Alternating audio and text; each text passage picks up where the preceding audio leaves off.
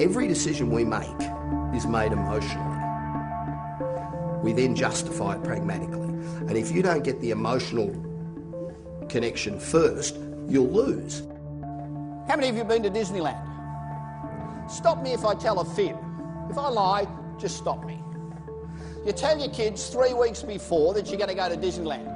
And they go, oh, wow, fantastic. How many more sleeps? You say, 20 more sleeps. Now, they're excited, aren't they? They are excited. They haven't been to the place yet. And they're excited. They're already having a good time. Now, how would you like to have a brand where somebody said, I'm going to go and see my ING rep in 3 weeks, and they go, wow, how many more sleeps is that?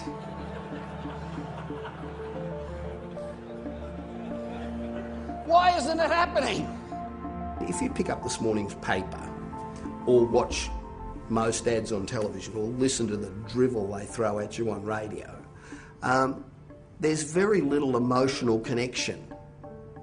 And I think the people who do emotional connections win. We get to the gate, 44,000 people have beaten us, so we stand in this great line. We finally get to the window, and they say 2 adults, 2 kids, $244, and you say, God, that's expensive! But this is Disneyland, happiest place on earth. Wow, hey. So you pay over your money, you walk in the door and you say, come on kids, we've got to get down to Pirates of the Caribbean. So you race down the Pirates of the Caribbean as fast as you can get there. What's the first thing you see? A line. It's not just a little line, is it? There's 50,000 people in this bloody line. So you wait. And Disney, just to make you feel better, stick up a sign saying, the wait from this point is 1 hour. So you go, okay, that's all right, happiest place on earth. So you finally get into Pirates of the Caribbean. 2 minutes later, it's over. Okay, that's all right.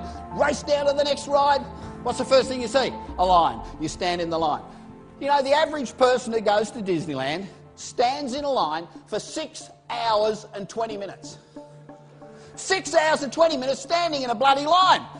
And what do you do when you leave? You say, wasn't that fantastic? I just enjoy being successful. I enjoy getting a result for whoever the client is, whether that be putting together a business strategy, or whether it's putting together a marketing strategy, or whether it's going out and knocking dead 1,000 people in the room. It's about achieving the result that you need to achieve. I've been doing this for a long time, and I work with corporations all over the planet. And we go in and we develop customer service policies, just giving every customer a great wow experience every time, and we change bottom lines dramatically. Not advertising, not promotion, not new products, just good, old-fashioned, bloody good service. I do work pretty much across the board. On one end of the scale, I do work with people like Microsoft up in Silicon Valley, where they have corporations that they put money into and develop, and I'll go and advise them on how they can move forward. I launched Nexium in Europe for AstraZeneca. I think most of the corporations that I've been dealing with have been the big guys, although I'm getting more and more involved in helping small businesses, in fact, not necessarily start-up businesses, but early stage businesses where they may not have the business model quite right.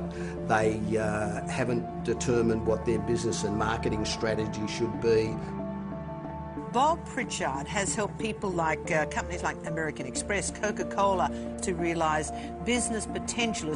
And you've worked with some huge companies, boards of directors, help some big names. What is it that they can get from you that they can't get from all their other people? I think the difference is that once you work in a company, that you become channeled into their corporate culture, if you like. So you tend not to think outside the box. You tend not to think about what other companies are doing. And so you don't keep up with the trends. You tend to do... If you're the marketing director of Coca-Cola and you put something up and they say no, and then you put something else up and they say no. Sooner or later you only suggest what you know the company's going to buy. Where somebody like me comes in and says, you've got to do this, and they go, wow, how fantastic's that? Because I speak on platforms all over the world and because I get the good quality jobs, I think I've got 90 Fortune 500 companies that I've spoken to. You get to share the platform with all the best people in the world. And, you know, I'll go along and listen to 10 speakers at a job where I'm one of them, and you learn a hell of a lot, which enables you to then take that back to clients. One of the most interesting things I saw or heard was when Mark Cliff says, you know, boom and busts are driven by emotion. That's what he said. Boom and busts are driven by emotion. God, if boom and bust, the future of the world's driven by emotion, why aren't we using more of it? Why don't I pick up an ING brochure and go, wow, that's what I'm about? Why don't I feel this great emotional drive? Because that's what's going to get people involved. I'm not in the motivation business. People often say to me, you're a motivational speaker. I'm not a motivational speaker at all.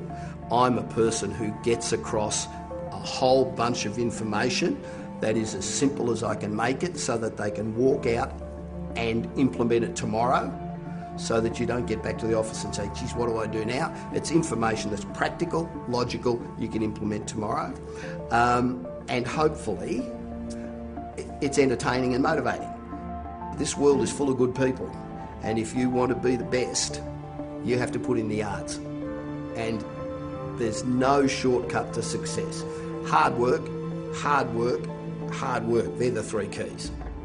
They're the only three keys.